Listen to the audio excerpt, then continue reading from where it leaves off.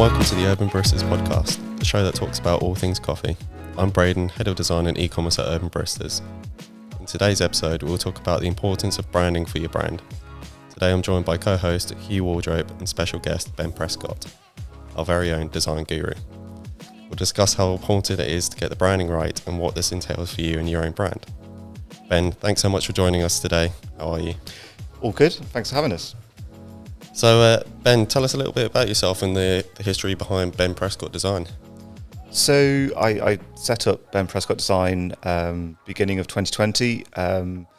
Before that, I was designer, creative director at Studio Frith. I was there for 10 years and then started BPD January 2020 to hopefully kind of work across a kind of range of different types of projects and clients across kind of hospitality, exhibitions, book design, print and digital design. What kind of got you to take that plunge to be your own boss, start your own agency? I think I was really lucky that throughout the 10 years I had at Studio Frith, I learnt from what I consider to be one of the best designers in London, if not the world, in Frith Kerr, and I was incredibly fortunate to have that education throughout that kind of 10 years, and I think it felt, obviously this was pre-COVID, but it felt the kind of the right time to take the plunge and to almost like try and test out what I'd been learning for the 10 years, test that and try that myself. How'd you go kind of around starting your own agency? Was it a difficult thing for you to do, or was it kind of say your goodbyes and off you go at it? Like how'd you also go around getting the clients? I think it was more, I kind of thought that, okay, I've got 3 to 6 months where I didn't put any pressure on myself. It was more a case of just seeing what happened and speaking to other kind of peers and people in the industry, people that have set up their own agencies already. They said pretty much, say yes to everything and try and get one thing out of each project that you're really proud of and you're really happy with. And they said, you might have some projects that you start with that that you're not kind of 100% happy with, but if you can get one thing out of each project that you're really proud of, then that's a good place to start. What would that one be at Urban for you? Pressure's on here.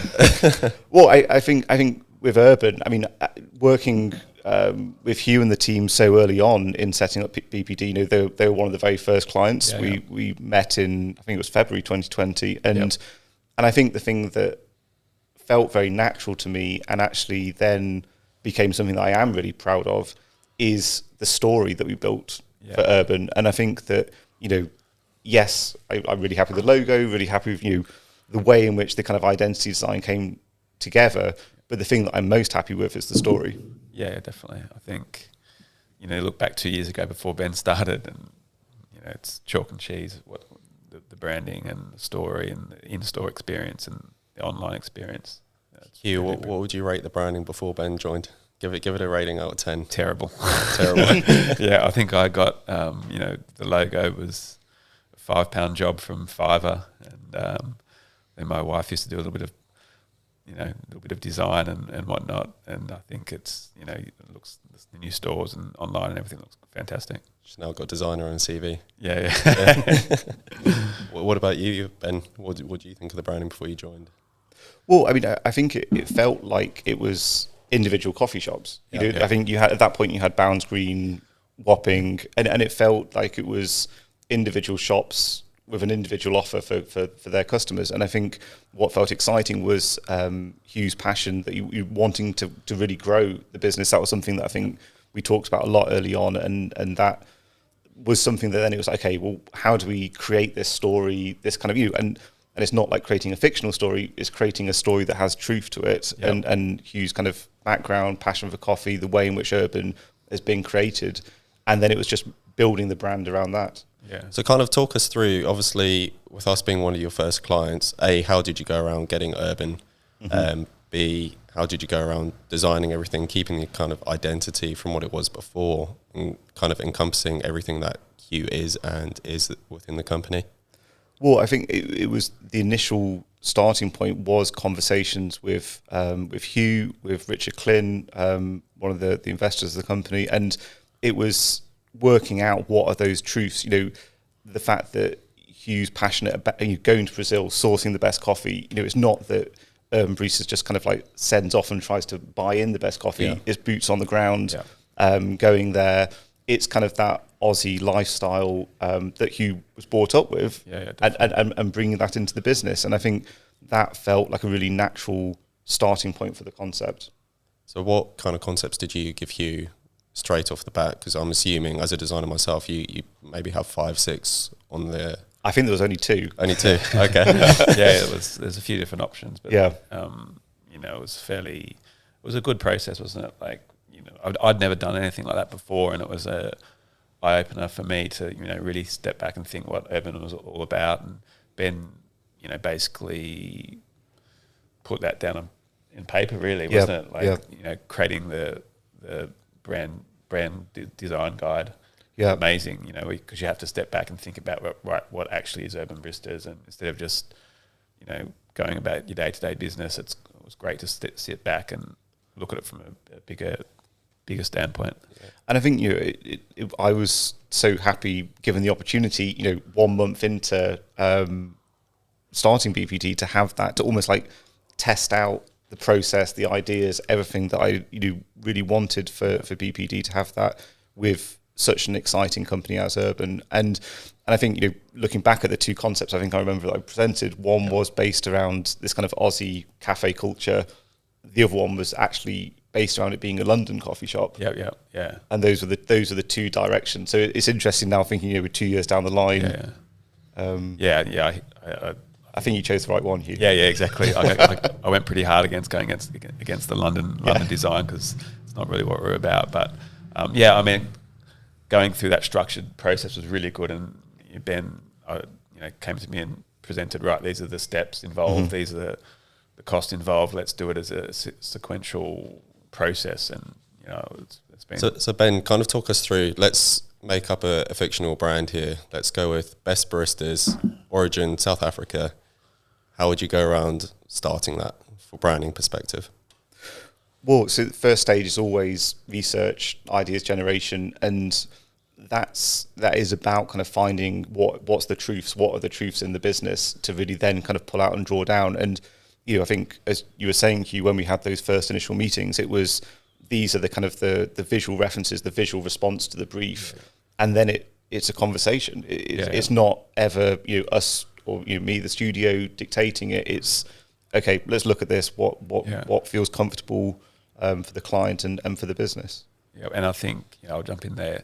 Like, we've just had our weekly design meeting, and I think that's, you know, the most valuable part of the relationship, because, you know, obviously we have ideas that we work on during the week, and then we present to Ben, right, this is what we think, yes or no. Ben says, you know, this is terrible, or you know, this is good, but you need to tweak it that way. And I think it's that relationship that's ongoing, which has been really positive for Urban. Is that something else that you have with your other clients as well, in terms of a brand guardianship?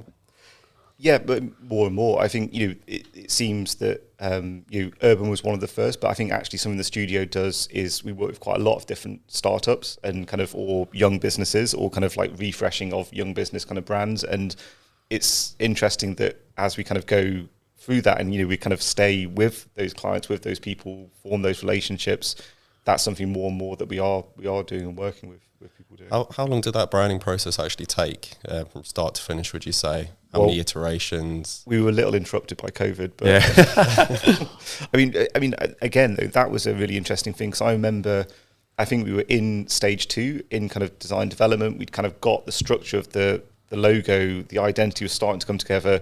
COVID happened, and all of a sudden it was, okay, the shops are closing. But, you know, we've got this pause, but it was actually the online offer becomes critical for the business to. Yeah, definitely. We worked on that, and I think that I was talking to Braden before this podcast about the fusion between on-store and online, which is a big element, something where, you know, the hybrid model, we have the shop fronts, we have our online model, how do we link them together? And that's, I think, something we've done reasonably well. And taking that, how do you link that into your branding? So taking everything within the culture of the brand from what it was before you rebranded as such, how do you bring that identity into something visual? I think it's if there's a good concept, if there's a good kind of truth at that kind of core, then everything should feel very natural, because you're not making anything up. It's just kind of telling that story as powerfully, as succinctly as possible, and really kind of showcasing to the customer, this is our brand. Story, This is what we can do. That's, I think, is the murals that we do in the shops really talk about the story, don't they? And it's I think it's great that we have. Initially, I wasn't quite sure about it, but now we just opened the South Ken store, and I look up there and I see people looking at it and thinking, oh yeah, this is a story. This is the Aussie coffee brand. Before that, no one knew we're an Australian coffee brand, really, did they? And I think it's just having to me, obviously, the logo is a really important part of a brand, but to me, the way in which now, as a team, we have those, like the copywriting, the doormat says good day, that makes it really come alive to me. That's kind of what, hopefully good branding is that you have those little touch points that really kind of all come together as a whole. Yeah, definitely. So talk us through, for someone who isn't a designer listening, how do you go around actually creating a logo? Because for myself, from studying it, I know before you whack any colours on it, which you shouldn't really do, it needs to be something that's black and white. It needs to work in white, it needs to work in black. So how would you go around that whole process? Also talking to a founder of a company who says, I really want yellow in this.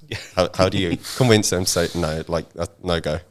Well, sometimes when people go, no, I want that colour because it's my favourite colour. That's, but I think in the logo thing that, I think one of the things that I really wanted from the Urban logo in particular was to make it feel like this stamp, that it was kind of like something that could work really small on a coffee bag, on a stamp for the loyalty card, but also be big signage, the neon that we've just done at Wormwood Street. So it needed to work across those different scales.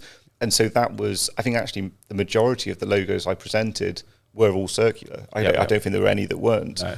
And the bit where we kind of got the Urban scale, kind of working then with the roundel, was a way in which we wanted to have each, didn't want to lose that neighbourhood feel. Exactly. Yeah. So it was kind of, Wapping, Middlesex Street. Each store has their own little stamp effect. Yeah. And that's, that's something we've often talked about. We could go and get our cups printed nicely, but we've chosen to keep the stamp to make that local, like it's your local cafe. Yeah. And feel we're not like a big, massive brand.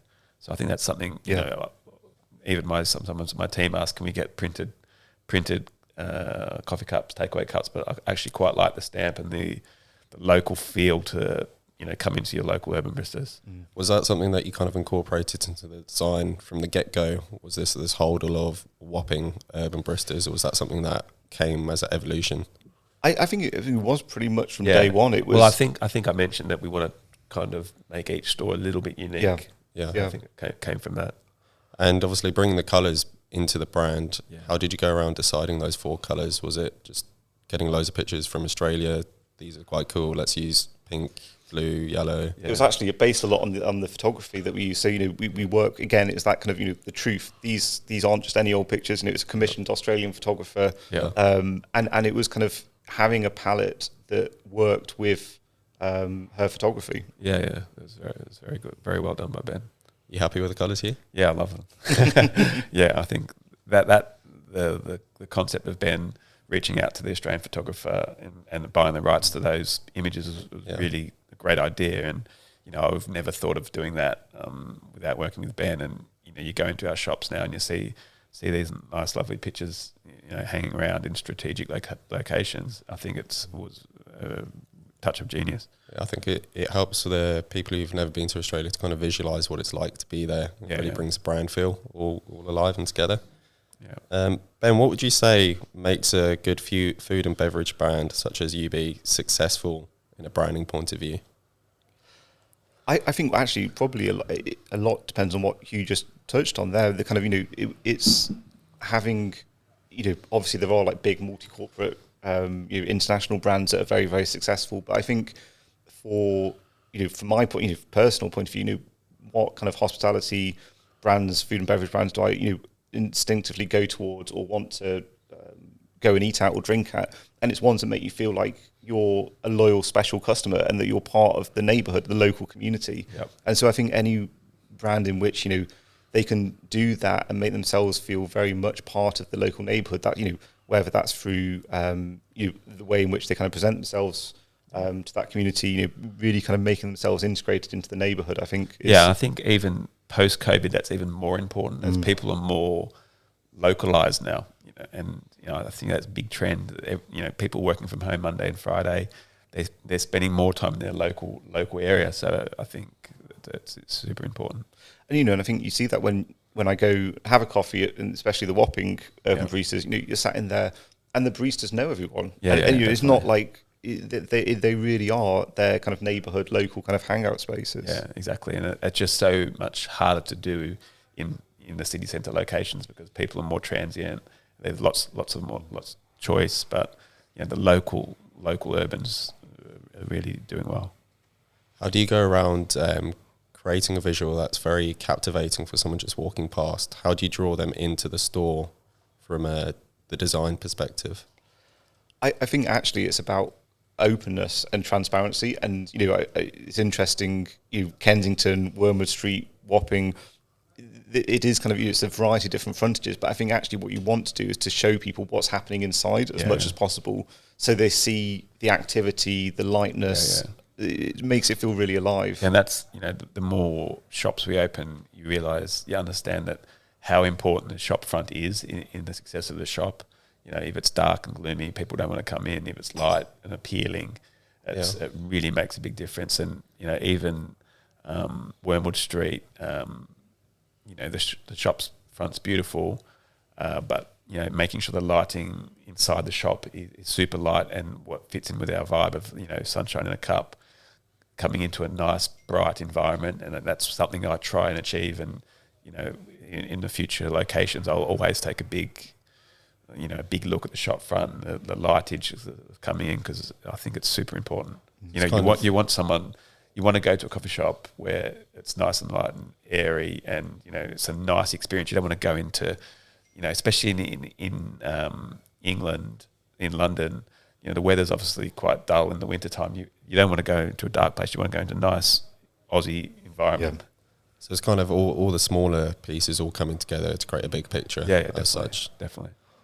Ben, obviously coming on board with Urban, is this something that you'd recommend to other people starting out a brand, starting out their own coffee shop, to keep a designer on retainer, to make sure all the visuals are as they should be, to kind of tell a really compelling story? I mean, I imagine everyone's probably would have their own way of doing it, but I think it's not necessarily having like a retainer model. I don't think that's probably right for everyone, but I think I'll jump in there. But obviously I've started a coffee shop. I mean, I think, getting your values and your brand guidelines and what you want to achieve before you start is super important. And the process I went through with Ben is actually what you should do before you even open the doors, basically. And obviously, not everyone has the budget, or if you're just starting out, it's probably the last thing on your mind. But I think it's super important to put down who you are, your brand guidelines, what you're all about before you turn the lights on. We kind of did it, well, not in the reverse. We always knew what we were about, but it wasn't communicated. And I imagine the nice thing I think about the guidelines document we have for Urban is that it's something that's kind of constantly referred to, but also it feels we add bits in, we constantly kind of adding more copywriting into it, and so it's like a living document. Really. Yeah, definitely. Yeah, that's super.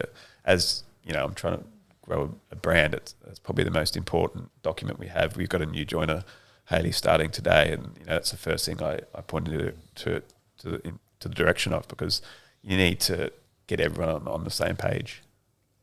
So Ben, talk us through, once someone's finalised their branding, you've got your stores, you've got the visual, everything. Mm-hmm. How do you go around, say, designing your packaging from that point, and smaller projects within the company from there on out? So I think that's where as well as the guidelines document, the concept document becomes so important, because actually, then when it's like, okay, we want to do some merch, we want to do some mugs or kind of e-com packaging, or shoot a small video, everything should go back to that concept presentation, because that's where that was the initial visual response, and there should be lots of ideas within that to spark everything off in new directions. Yeah. How do you feel like we've done here following those brand guidelines? Fantastically well. No. Great. Yeah, I think Braden, when when you'd first joined, it was a bit of a shock to the system. But once you get used to working to the guidelines, it's actually very beneficial. And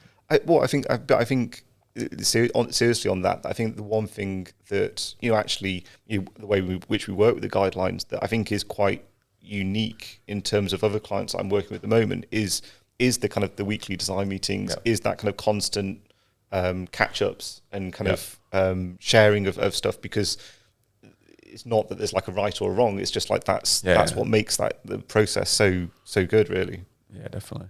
How do you find the process, you? Yeah, good. I mean, I've never, as I said before, I've never done anything like this before. But the more and more I think about it is the importance of the brand. You know what I mean? Like I have visions of Urban being quite big and whatnot, but like you want people to understand coffee, and Urban is associated with coffee. Yeah. And I think that's what we try to drum home. We're all about coffee. We're an Australian brand, and that's what we've got to keep repeating. And getting your name out there visually. We've always worried about the way we look, but it's just more, I think in this day and age, it's more and more important. Obviously, everyone's on social media, and the way your image, you don't want to disconnect between what you think your brand is and what it actually is. I think that's what we had when we spoke about. We're posting one thing on Instagram or whatever, and it looked beautiful, but then you go into stores and there was just no connection synergy. Between, So I think that's one of the big things we've seen an improvement on. We've obviously also expanded a lot in the past year. Many stores opening, South Ken, Wormwood, etc. So for you both, what's been your favourite store to work on? Talk us through the process of actually designing one, getting the space. Obviously, one used to be Nero, dark, dingy. How did we go around creating that really nice and bright? And then Ben, obviously you've worked with Chalk as well. What was that kind of experience like, working alongside the architects and getting them to understand the visuals and everything that we really are and after? Do you want to go first, you? Yeah, okay. It's a tough question. Obviously, we just opened South Ken, so it's really fresh in my memory. And just being there a lot the last couple of weeks, I'd probably say that's my favourite recent store that we've done in terms of design and the look and feel. Although I probably prefer the counter in Wormwood Street, but I think that we've worked with Chalk for quite a long time, but coming with Ben coming into the business, it's made them think about the brand more as well, and that get more guidelines. Right, this is the colours. This is, instead of just like going crazy and just doing what they like. So it's been a good synergy. Obviously it's probably sometimes it's a little bit different because everyone has their own ideas, but I'd say going back to the question, South Ken's a beautiful store, and you walk in there and you just feel the vibe, and it links back to Wormwood as well. They're fairly similar, but a little bit different. But I think South Ken's got it for me. Yeah, I mean, it's interesting. I think working with you as that kind of like identity, and then what Chalk have done and how they've almost like developed the brand from the guidelines document is a thing that whereas we might come back from art direction ideas or kind of color palette or typography, signage. I think what they've done so successfully is that now it feels as like almost like a palette of materials. Yeah, definitely. That kind of now works through the store spaces across furniture, and it's like it's not that there's a kind of like a cookie cutter approach to the stores. Yeah. But you very much you go to South Ken, you go to Wormwood, you go to Wapping, you're in an Urban Baristas. Yeah, definitely, and that's what I never wanted that cookie cutter approach of just a franchise. Right, here's the design guide. That's it. I mean, every shop needs to have its own uniqueness because it's unique to the area. So, and I think that's what I mean. I think Wormwood probably is my favourite at the moment. Yeah, I mean Wormwood's a lovely store, especially at 8:30 in the morning when it's lined out the door. Because I think you sit in there and it's like this like light airy space, and you're in one of the busiest junctions in the city of London. Like you're opposite Sushi Samba, and it's kind of and especially we knew what it was like when it was a Cafe Nero and how dark and dingy it was, and now suddenly we relatively easily through design, and we've changed that into a light and airy space, and it feels like a little bit of paradise. You know what I mean? How do you go around actually deciding where you want a store to be? That's a good question. Obviously we look at, demographics of the area, footfall. We have kind of three different models. We've got the train station kiosk model. We just started work on Manor Park this morning. Then we've got the bigger cafe model like Wapping and South Ken. And then we've got the city centre locations, which is, more grab and go, a bigger focus on coffee. So there's, three different concepts that we look at. But yeah, I mean, demographics is very important, and we've seen that in South Ken, that the demographics are just very good there, and, people want a local hangout. So, Ben, what kind of other projects, aside from Urban Baristas, have you worked on that you're most proud of? So, I mean, well, we do, I'd say like mainly we do kind of a lot of kind of like hospitality, client kind of identity work, fashion identity work. So it's interesting that you do two of the studio's longest running projects, but also ones that I'm really proud of, Urban Baristas, but also Martha Stance. Yeah. So Martha Stance for an outerwear brand. Again, it's strange how I think I met Georgia in February, March 2020, and we've been working with them ever since as well. And so, I think kind of actually, having Urban Baristas for this kind of like long running partnership and kind of collaboration, and Martha Stance, again, equally same kind of long running kind of relationship and collaboration. It feels really good as a basis for the studio to, and I think, to be honest, that's what I've then built the studio on, is the, Urban Baristas and Martha Stance as these kind of main two clients that we've been working with since day one. I think it would kind of be rude to ask, or to not ask even. Let's put you in this situation. You've woken up, in ideal world, you've got an Urban Baristas downstairs. What's your go-to coffee? Anything you can have. Well, when I get into the studio in the morning, it is Urban Baristas there. Kind of. You got the subscription, right? Yeah. What's your brew method? What would you go? So it's V60. V60. Yeah. You're a fan of making them yourself, or? Yeah. In the studio, I'm there. I'm trying to get the rest of the team into coffee. They're kind of more tea drinks at the moment. What about you, Hugh? Same question. Yeah, I always get a flat white first thing. I would stroll down to Wapping and get a flat white, and then I ease onto the V60s and filter coffee for the rest of the day. How many would you say you have a day? Oh, too many. Too many? Yeah. 3 or 4. 3 or 4, not too bad. So Ben, as we're wrapping up now, kind of something that I want to start introducing is, for you as a guest on the show, have you got a question that you'd like to leave behind for the next person? Oh, God. Okay. Well, okay. So I'll go the question of what's their favourite bit of the identity design of Urban Baristas. Oh, good question. Good question. Yeah, definitely. Good question. Okay, thanks for coming on the show today, Ben. It's been a real pleasure chatting. Next week, we'll be chatting with our head roaster, Andy, talking about the importance of nailing the roasting process and how bean flavouring may differ from origin and more. Cool. Thanks very much, Ben. Thanks for having me. Thanks so much. Cheers, guys.